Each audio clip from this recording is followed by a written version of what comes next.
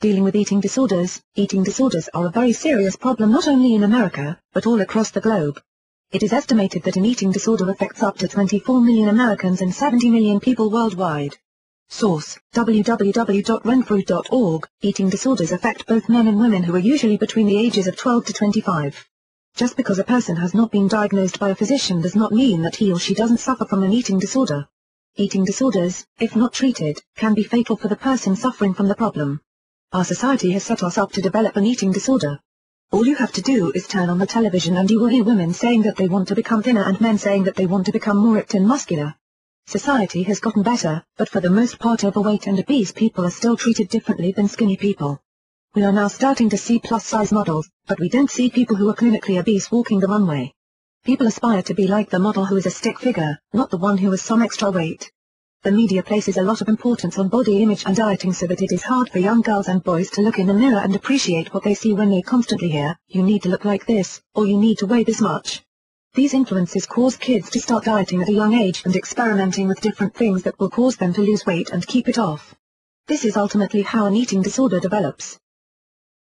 Eating disorders explained. Knowledge is power, and the more that we understand about eating disorders will allow us to prevent them from plaguing people in the future.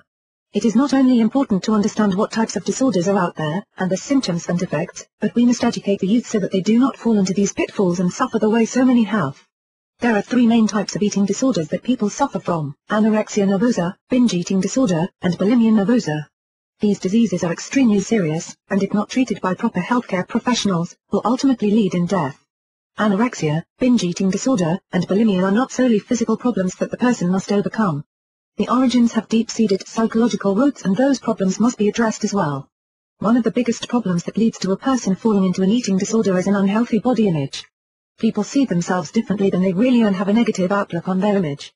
These people want to be in control of their bodies and the only way they find that they can is with food. First the dieting begins, and as the person starts to see changes, he or she wants more control, so they start obsessing about food.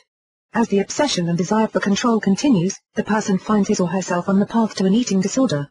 Most people have a general understanding of eating disorders and the differences between them. Here are the three disorders explained so that you can see what makes each one different from the others. These definitions come from the National Eating Disorders Association. Anorexia nervosa. Anorexia nervosa is a serious, potentially life-threatening eating disorder characterized by self-starvation and excessive weight loss. Anorexia is probably the most well-known of the eating disorders. Celebrities such as Billy Bob Thornton, Karen Carpenter, Christina Ricci, Christine Alt, Fiona Apple, Tracy Gold and Nadia Comaneci have all suffered from this disorder. Source: anorexics.net web link. The statistics about anorexia are unbelievable. It is reported that anorexia is the third most common chronic illness among adolescents. 5 to 10% of anorexics die within 10 years of onset. 18 to 20% die within 20 years of onset and only 50% report ever being cured.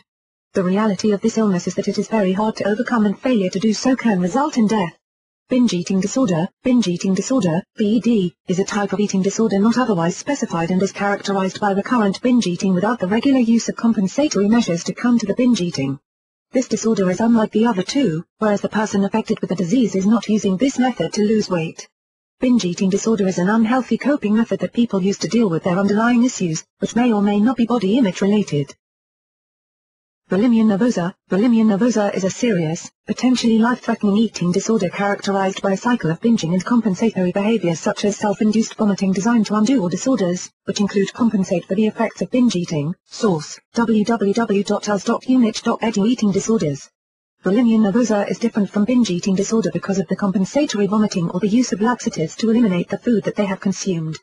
Bulimia often occurs in athletes such as gymnasts, wrestlers, dancers, horse jockeys, football players, and runners. Source: National Institute of Mental Health. How to combat eating disorders. Even though much is known about eating disorders, people are still affected each and every day. While it is possible to help people once they are afflicted with an eating disorder, it is easier, and more ideal, to try to reach them before the disorder sets in.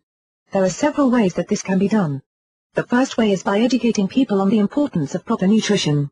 It is important to inform young kids how nutrition affects their body and what will happen if they don't consume the right amounts of nutrients such as protein.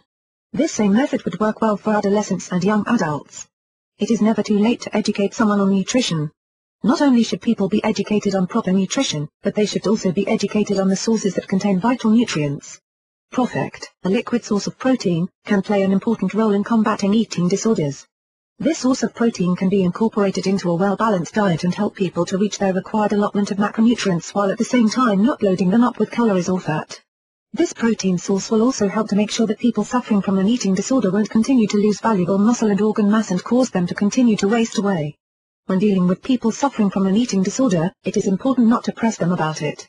You should keep an eye out and look for changes, but confronting them could wind up doing more harm than good. If you feel that someone you love has an eating disorder, then it is best to talk with a qualified professional to determine the best course of action to take.